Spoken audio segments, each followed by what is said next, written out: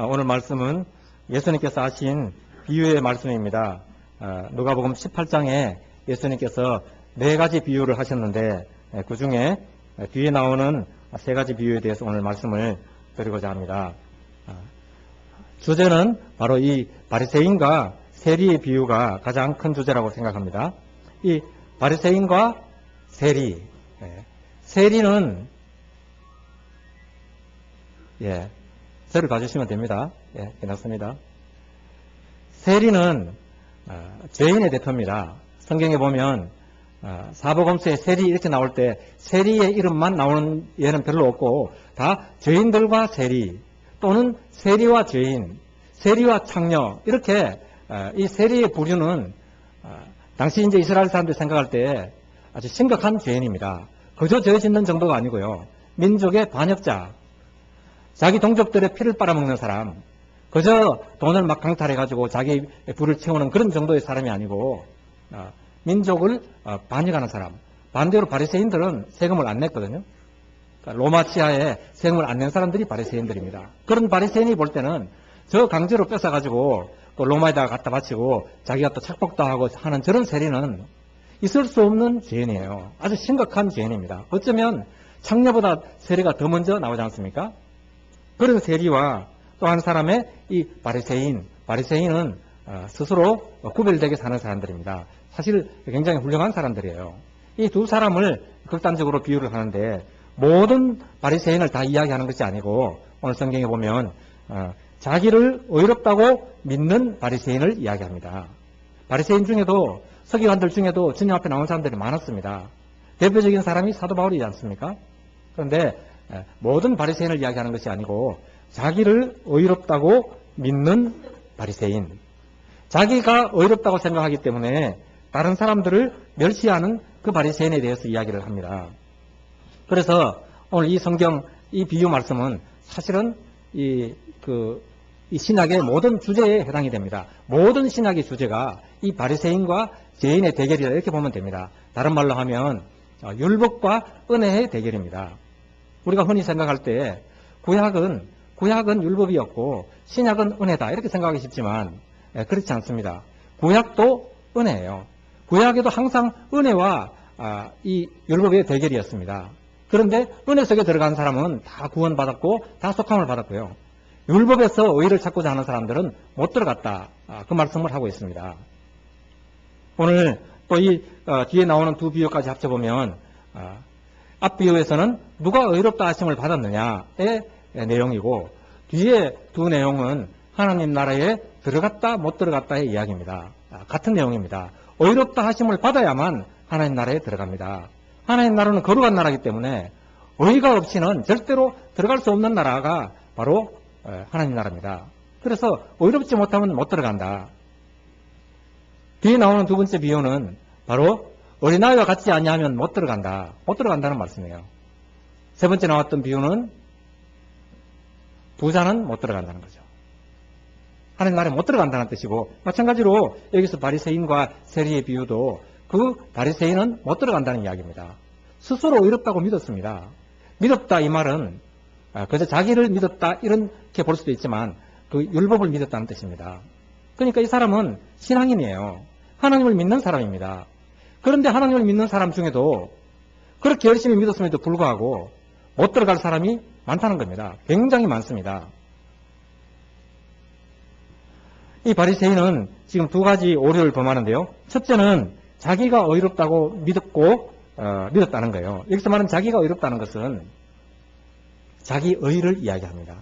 나는 율법을 잘 지키고 바리새인들은 율법을 얼마나 잘 지키는지 모릅니다. 성경에 없는 율법까지도 만들어가지고 그걸 규칙이라고 하죠. 많은 규례를 만들어가지고 다 지킨 사람들이거든요. 그러니까 대단히 오늘날로 말하면 대단히 경건한 사람입니다. 당시에도 정말 경건한 사람들이었어요. 그런데 문제는 그렇게 율법을 지키고 내가 하나님께 감사하고 또 감사하지 않습니까? 얼마나 감사를 잘하는지 모릅니다. 늘 감사하고 일주일에 2번씩이나 금식하고 11조를 드리고 대단히 훌륭한 교인이죠. 그런데 이 사람은 못 들어갔다는 말씀을 합니다. 왜냐하면 그 의가 바로 종교적인 의이기 때문에 그렇습니다. 우리가 의롭다 하심을 받는 것은 하나님의 의, 다른 말로 하면 예수 그리스도를 통해서 오는 의를 입어야만 우리가 의롭다 함을 받지, 내 의로는 절대로 천국에 들어갈 수 없습니다. 무서운 것은 우리가 율법을 잘 지키고 하나님의 말씀 잘 지키기 때문에 어떤 일이 벌어지느냐. 나는 다른 사람보다 좀 낫다 이렇게 생각을 합니다. 그러다 보니까 두 번째 오류가 생기는데요. 그것은 바로 다른 사람들을 멸시하게 됩니다. 나는 잘 지키는데, 나는 이렇게 신앙생활을 하는데 저 사람은 왜 저럴까? 예배 시간에 자꾸 엉뚱한 짓을 하고 예배 시간에 늦고 이런 식으로 남을 보기 시작하면 이미 그 사람이 자기 의 속에 있다는 증거예요. 이 바리새인이 왜 남을 멸시했느냐? 그것은 자기 의를 보기 때문에 그렇습니다. 두 번째는 자기 의뿐만 아니고 구약의 의에 빠져있기 때문에 그렇습니다. 구약의 의가 무엇입니까?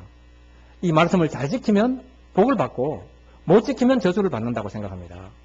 욥기도 사실은 그렇게 볼 때 은혜와 율법의 대결의 책이 욥기입니다. 하나님의 말씀을 잘 지켰는데 의인에게 고난이 있었다 없었다 이런 주제도 있겠지만 무엇보다도 욥기도 은혜와 율법의 대결입니다. 구약의 율법으로는 절대로 구원을 얻을 수가 없습니다. 죄사함을 얻을 수가 없습니다. 구약에도 은혜로 죄사함을 받고 구원을 받았습니다. 출애굽 사건 처음으로 그 사람들이 출애굽을 해서 나올 때 무엇으로 구원을 받았습니까? 6월절 어린 양의 피로 구원을 받습니다. 그러니까 은혜로 받는 거예요. 은혜로 받은 사람들에게 율법이 주어지지 않습니까? 율법은 우리가 감사함으로 하나님의 뜻을 알기 위해서 감사함으로 지키는 것이고, 두 번째는 무엇보다도 그 율법을 보면서 내가 정말 죄인이라는 것을 깨닫습니다. 율법을 지키라고 주신 율법이 아니고 그 율법을 보면, 율법을 지키려고 하다 보면 나야말로 죄인이라는 것은 날마다 깨닫게 됩니다. 그런데 이 바리새인은 율법을 지키다 보니까, 잘 지키다 보니까 자기가 죄인이라는 것을 잊어버렸어요. 여러분, 그 무서운 겁니다. 율법을 열심히 지키려 하다 보면 사실은 이 율법으로 볼 때 나는 살 수 없는 죄인이구나 하는 것을 깨닫게 되는 것, 이게 율법의 역할인데 율법의 역할을 잊어버리고 내가 그 몇 가지 지킨다고 해가지고, 저도 이런 생각을 조금씩 합니다. 왜 자꾸 이 예배 시간에 뭘 부시락부시락 만지냐. 저는 사실 그런 사람 좀 싫어하거든요. 저도 상당히 바리새적이다 이렇게 생각이 됩니다. 죄송합니다. 누구를 지칭하자고 한 건 아니고, 이렇게 저는 물 한 잔 가져와서 드시고 하는 것도 괜찮다고 생각합니다. 한때는 그렇게 생각했습니다. 예배 드리는데 커피를 가지고 와가지고 물을 탁 가지고 와가지고요, 거기 앞에 놓고 마시가면서 하는 사람 보면 제가 참 이해가 안 됐거든요, 처음에는. 그런데 그것조차도 우리는 바리새적이다 이렇게 생각합니다. 물론 물 마시는 분이 어떤 분들은 보면 마치 어디 극장 영화 보듯이 뒤로 막 다리 꼬고 적기가 앉아가지고 물 마시가면서 설교 듣는 사람이 있냐 하면, 얼핏 보기에는 무슨 커피 마시러 왔냐 싶어도 정말 하나님 앞에 경건하게 드리는 사람도 있습니다. 그러니까 외모를 보고 사람을 판단할 것은 안 됩니다. 그런데 이 사람은, 바로 이 바리새인은 서서 하나님 앞에 기도를 했어요. 섰다는 말은 당시 이제 유대인들은 다 서서 예배를 기도를 합니다. 하나님 앞에 일어섰죠. 회개할 때도 일어서서 회개를 하거든요. 우리와는 문화가 다릅니다. 그래서 외모적인 모습을 보고 저 사람들은 왜 저럴까 이렇게 생각하는 것은 그 자체가 지금 말하는 그 바리새적인 사상입니다. 일어서서 그것도 눈을 뜨고 기도를 했어요. 우리는 다 무릎 꿇고 앉아서 고개를 숙이고 눈을 감아야 기도한다고 생각하지 않습니까? 저 사람은 왜 예배 시간에 눈 뜨고 있을까? 이렇게 생각하면 잘못됐고요. 당시 이 유대인들은 눈을 뜨고 하늘을 우러러보면서 두 손을 들고 서 있으면 좀 더 하나님 앞에 가깝지 않습니까? 그런 자세로 경건하게 서서 지금 기도를 하는 겁니다. 그런데 그 모습은 경건했지만 그 외향적인 그 외모는 정말 경건했어요. 그리고 그의 삶도 참으로 경건했습니다. 그런데도 불구하고 그 사람은 저 세리를 멸시했습니다. 세리와 같지 않은 것, 내가 불의하지 않고 토색하지 않고 저 세리와 같지 않은 것을 감사했다는 거예요. 그것은 무엇을 말합니까? 지금 하나님을 보지 않고 있다는 겁니다. 일어서서 하늘을 향해서 눈은 들었지만 사실은 하나님을 보지 않았어요. 누구를 봤습니까? 옆 사람을 봤습니다. 그것은 자기 의 때문에 그렇습니다. 내가 똑바로 살고 내 의가 있는 사람 옆을 보게 되어 있습니다. 내 의가 없는 사람은 하나님을 보게 되어 있습니다. 제가 어제 좀 일찍 잤거든요. 밤 11시 59분에 누가 제게 전화를 했어요. 그래서 저는 깜짝 놀라가지고 이게 알람인 줄 알고요. 깜빡 일어나가지고 보니까 벌써 5시가 된 거예요. 놀라가지고 옷을 입고 막 나오니까 저 옆 사람이 새벽부터 밖에 거실에 앉아 있는 거예요. 뭐 하냐 했더니만 당신은 왜 그러냐 그래요. 제가 그 알람인 줄 알고 새벽 5시인 줄 알고 일어난 시간이 11시 몇 분에 일어난 거예요. 그냥 일어나가지고 이제 새벽기도 간다고 막 옷을 입고 열심히 나왔는데 보니까 아니에요. 그래서 다시 이게 잘못됐구나. 이제 자냐 교회 가냐 생각하다가 앉아서 TV를 봤어요. 봤더니 잠시 나오는데 필라델피아라는 영화가 있더라고요. 여러분 잘 아시죠?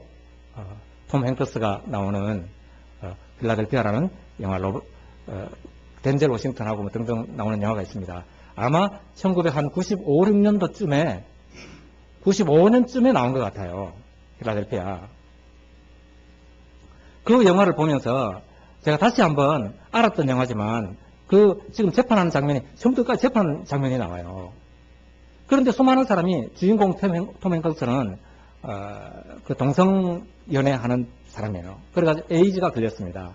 그가 에이즈가 걸렸다는 것을 알고 이제 자기 법률회사가 그를 해고를 합니다. 요즘 말로 하면 우리 성적 취향 때문에 불이익을 당한다는 거죠. 요즘 지금 차별금지법이라는 게 그거지 않습니까? 그랬는데 이제 그것 때문에 해고를 당했는데 재판이 이제 붙었습니다. 그런 것 때문에 해고했다 하는데 미국의 그 민주주의 법에 그렇게 해고하면 안 되게 돼 있어요. 동성이 자라는 이유 때문에 해고하는 거 안 된다는 거예요. 그런데 이 사람들은 해고한 사람들은 그 사람들이 죄인이라는 거거든요. 제가 오늘 설교와 두 가지를 비교하면서 그렇다. 우리는 저 사람 죄인이라는 것만 자꾸 생각하지 그 사람을 차별하는 게 더 큰 죄라는 것을 모른다는 거예요. 지금 이 바리새인은 세리가 죄인인 걸 알았습니다. 죄인 맞습니다. 그런데 죄인이라는 거하고 나는 저와 다르다. 저를 차별하는 거하고는 더 큰 죄예요. 동성애가 죄이기는 하지만 그 죄인들을 미워해서도 안 되고 그것 때문에 그 사람들을 차별해서는 안 됩니다. 그런데 이 사람들은 그들을 차별했습니다. 특히 구약의 의를 볼 때, 구약의 그 복으로 볼 때 율법을 잘 지키고 경건하면 잘 산다. 이게 기본입니다. 그렇지 않습니까? 보편적으로 그렇습니다. 열심히 살고 건면하게 살고 특히 법을 잘 지키고 그렇게 살면 잘 산다 그렇게 얘기하지 않습니까? 그런데 예수님은 반대로 얘기하세요. 예수님은 경건하게 살면 가난해진다고 이야기해요. 예수님이 말씀하는 복은 그거 반대로 지금 이야기하거든요. 그런데 이 바리새인은 그걸 모르기 때문에 내가 지금 이렇게 잘 살고 부자가 된 것은 율법을 잘 지키기 때문이다 이렇게 생각합니다. 뒤에 나오는 관원이 바로 그 대표 명사입니다. 이 사람은 어려서부터 모든 율법을 다 지켰다는 거예요. 모든 율법을 다 지켰기 때문에 이 사람은 부자로 삽니다. 본인이 그렇게 생각을 하죠.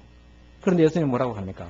너 율법 잘 지켰다 이렇게 말하지 않고 너 재산을 다 팔아서 가난한 자에게 나누더라고. 그러면 하늘에서 내 보화가 있으리라. 그리고 와서 나를 따르라 이렇게 얘기했는데 이 사람은 뭐라고 합니까? 큰 부자이므로 이 말씀을 듣고 심히 근심했다. 안 따랐다는 뜻이거든요. 다른 성경에는 떠나버렸습니다. 여기서 말하는 부자였다. 이 말은 바로 자기 의를 이야기합니다. 겉으로도 부자였지만 나는 경건하게 살고 열심히 살고 잘 살았기 때문에 내가 부를 이루었다. 이렇게 생각하는 그 사고방식을 이야기합니다. 그건 무서운 죄입니다. 그렇기 때문에 이 바리새인들, 유대인들은 가난한 사람들을 멸시했어요. 이 바리새인만 멸시한 게 아니고 대부분의 유대인들은 가난한 사람을 멸시했습니다. 그렇지만 하나님이 구제하라 하니까 한 번씩 그들에게 구제하는 정도로 그게 다였어요. 정말 그 사람들을 사랑하고 복음이 그들에게 전해지고 하나님 나라가 그들에게 가까운 것 그렇게 생각했다면 멸시하지 않을 거예요. 멸시가 아니고 가난하다는 것을 긍휼히 여기고 정말 그들을 위해서 내 것을 나눠줄 수 있는 그런 사람이 삭개오가 그런 사람이 됩니다. 왜요? 삭개오는 하나님의 은혜를 체험했기 때문에 예수 그리스도의 은혜를 체험하고 나면 그렇게 바뀝니다. 이 바리새인은 그러지 못했습니다. 그러면서 따로 서서 기도했습니다. 하나님과 가까운 것 같지만 사실은 하나님과 더 먼 삶을 사는 사람입니다. 반대로 이 세리야말로 죄인이지 않습니까? 정말 모든 사람들이 죄인이라고 손가락질하는 사람입니다. 그런데 어쩌면 그 죄 때문에 하나님과 가까워집니다. 성경은 분명히 이야기합니다. 죄가 더한 곳에 하나님의 은혜가 더 넘친다고. 그렇기 때문에 우리가 죄를 지어야 된다 이것이 아니고요. 그 죄를 짓는 것조차도 하나님의 은혜가 있기 때문에 죄 짓는다. 오거스틴의 말입니다. 우리가 어떻게 죄를 지을 수 있습니까? 여러분 죄 짓는 순간에 천둥이 치고 벼락이 치고 난리가 나면 아무도 죄 못 짓습니다. 하나님께서 그렇게 적시적시 심판을 하시면 이 세상의 모든 사람들이 경건하게 살 거예요. 그런데 죄 지음에도 불구하고 잘 살도록 가만히 두시기 때문에 죄 짓습니다. 그래서 죄를 짓는다는 그 자체가 이미 하나님의 은혜 속에 있다 이렇게 봐야 되고요. 두 번째는 더 큰 은혜가 무엇이냐 할 때 죄 때문에 하나님과 가까워집니다. 내가 짓는 이 죄를 바라보고 하나님 나는 정말 죄인이군요. 이렇게 되는 거예요. 그래서 하나님은 죄까지도 하나님의 은혜로 부르시는 그 도구로 사용하신다는 겁니다. 이 세리에게는 어쩌면 그 자기가 지은 죄가 하나님과 가까워지는 도구가 된 거예요. 예수님은 말씀하십니다.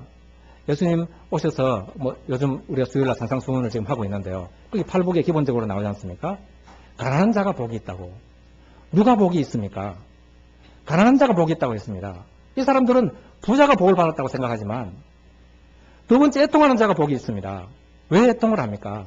경건하게 사는 사람은 애통할 일이 없어요. 죄 짓기 때문에 애통합니다. 특별히 하나님 앞에 서는 사람은 항상 애통하게 되어 있습니다. 하나님을 바라보면 자기를 알게 됩니다. 남을 바라보기 때문에 자기를 모르는 거예요. 요한계시록에 가면 예수님께서 이제 성도들을 다 부르세요. 하나님의 장막이 그들에게로 내려오고 하나님이 그들과 함께 하신다고 새 예루살렘 이야기가 나옵니다. 그 새 예루살렘에서 새 예루살렘은 바로 이 모든 성도들입니다. 그 새 예루살렘에서 예수님이 무엇을 하시냐면 그들의 눈에서 눈물을 닦아주신다 했습니다. 거기에는 애통도 없고 사망도 다시 없다고. 무엇을 말합니까? 그들의 눈물을 닦아주신다. 그들은 울었던 사람들이에요. 이 땅에서 한 번도 울지 않고 이 땅에서 애통하지 않고 사는 사람들은 그 나라의 본질과 다르다는 것을 이야기합니다. 그 나라에는 울었던 사람들이 옵니다. 죄 때문에 애통했고요. 자기 죄 때문에 애통하고 사회적 죄 때문에 애통하고 그런 사람들이 가는 곳이 바로 새하늘과 새 땅, 새 예루살렘이라고 저는 믿습니다. 우리는 세리처럼 애통해야 된다고 저는 믿습니다. 날마다 그럼 어떻게 애통을 하느냐? 그것은 주님을 바라보는 것, 하나님을 바라보는 것, 그것이라고 생각합니다. 욥은 우리 욥기에 나오는 그 욥도 그렇고 자기 친구들도 그렇습니다. 욥은 처음에는 그는 대단히 훌륭한 사람이죠. 하나님이 의인이라고 부를 만큼 그렇게 의롭게 살았습니다. 자기 자녀들의 죄까지도 생각하면서 자녀들이 혹시라도 죄를 범했을까 싶어서 계속 제사를 지냈던 사람, 대단히 율법적인 의로는 대단한 사람입니다. 그런데 마지막에 하나님 앞에 잡아가지 않습니까? 자기 친구들이 이렇게 이야기합니다. 어떻게 의인이 고난을 받을 수 있냐고, 죄 없이 어떻게 고난을 받을 수 있냐고 이렇게 이야기합니다. 그 사상이 사실은 친구들의 사상과 욥의 사상이 똑같습니다. 정말 우리가 고난을 죄 지으면 고난을 받는다 이렇게 생각하면, 여러분 죄 지으면 고난 받으면 죄가 없어져야 되잖아요. 죄 때문에 고난이 왔다면 고난을 받고 나면 죄가 없어져야 되잖아요. 그런데 고난 받아도 죄가 없어지지 않습니다. 그러니까 고난과 죄를 동격으로 취급하면 안 됩니다. 고난과 관계없이 하나님은 여러 가지 목적으로 고난을 주세요. 죄와 관계없이. 그래서 또 우리가 아무리 고난을 받아도 우리가 주를 위해서 고난을 아무리 받았다고 우리 죄가 사해지는 게 아닙니다. 그 고난은 자기의 의에 불과합니다. 그것이 아니고 오직 그리스도로부터 오는 그 의만이 우리를 구해줍니다. 우리에게는 하나님의 의, 하나님의 천국이 우리에게 임하는 것이 내가 열심히 살아서 천국 가는 것이 아니다 이렇게 생각합니다. 한 가지만 더 말씀을 드리겠습니다. 예수님 말씀하시기를 가난한 자, 애통하는 자, 온유한 자가 복이 있다 그랬죠. 천국이 다 그들의 것이에요. 그게 같은 말입니다. 온유한 자나 애통한 자나 가난한 자나 다 하나님 앞에 섰다는 뜻입니다. 특별히 이 온유하다는 말은 성품이 부드럽다 이런 뜻이 아니라고 제가 말씀을 드렸죠. 성품이 부드럽다고 땅을 기업으로 얻는 게 아니에요. 물론 그 땅도 가난한 땅이 아닙니다. 그 땅이 정말 우리가 보이는 그 땅이라면 이 지면에서 가장 온유했던 모세가 가나안에 못 들어갔다는 걸 설명할 방법이 없습니다. 그 땅이 아닙니다. 여기서 주시겠다는 그 땅은 바로 천국을 이야기합니다. 그리고 모세야말로 지면에서 가장 온유한 사람으로서 이 땅에 그 그림자 가나안 땅에 들어가지 않았지만 바로 천국으로 갔죠. 우리도 그 온유를 우리의 것으로 만들어야 됩니다. 온유가 무엇입니까? 온유는 무겁고 힘든 그 십자가의 짐을, 십자가를 가벼운 것으로 만들어주는 힘입니다. 예수님 말씀하셨습니다. 수고하고 무거운 짐진 자들아 다 내게로 오라고. 그리고 내 명예를 내게 배우라고. 왜요? 나는 마음이 온유하고 겸손하니. 그렇게 말씀하세요. 예수님의 마음이 온유하고 겸손하기 때문에 내 멍에를 메고 내게 배우면 너희 마음이 힘을 얻으리니 이는 내 짐은 쉽고 내 멍에는 쉽고 내 짐은 가벼움이라 이렇게 말씀하세요. 그러니까 예수님의 짐, 그건 예수님의 십자가입니다. 예수님이 그 십자가를 정말 힘들어 하셨어요. 마지막 날까지 이 십자가를 내게서 물려쳐달라고 말씀하시지 않습니까? 그럼에도 불구하고 결국은 십자가를 지십니다. 그것이 무엇입니까? 그것은 바로 온유 때문에 그렇습니다. 이 구절을 보면 이 두 구절에 그 수고하고 무거운 짐이 가볍게 되는 것은 예수님의 온유 때문에 그렇습니다. 온유가 무엇입니까? 온유는 어쩔 수 없이 끌려다니는 삶을 온유라고 합니다. 내 하고 싶은 대로 하는 것이 아니고요. 어쩔 수 없이 끌려다니는 삶, 그게 온유입니다. 이 세상에서 누가 가장 온유합니까? 저는 어린아이라고 생각합니다. 어린아이 자기 마음대로 하는 거 하나도 없어요. 요즘 어린아이들은 뭐 왕이다 이런 말이 있는데요. 어린아이들은 자기 마음대로 못해요. 어른들이 보고 떠들지 마. 베베 시간에 자꾸 이야기하고 쳐다보고 손가락질하고 그렇게 하지 마. 이렇게 얘기하면 아이들은 안 하거든요.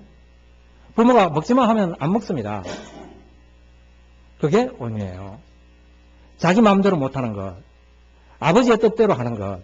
이게 온유예요. 그런 온유한 사람이 땅을 기어버렸습니다. 바로 천국을 이야기합니다. 우리는 가장 약한 자, 가장 온유한 자, 그리고 무엇보다도 항상 애통하는 자, 내 죄 때문에, 그리고 우리 사회의 죄 때문에 애통하는 그런 사람이 될 때 진정한 오늘 성경이 말씀하는 그 세리, 하나님이 의롭다 하시는 자, 세리 자기 의가 없어요. 운다고 의가 생기는 거 아니에요. 그러나 하나님이 그를 의롭다 하셨습니다. 이 사람이 복된 사람입니다. 우리가 다 그런 복된 사람의 되기를 축복합니다. 일어나서 찬송하겠습니다. 310장입니다.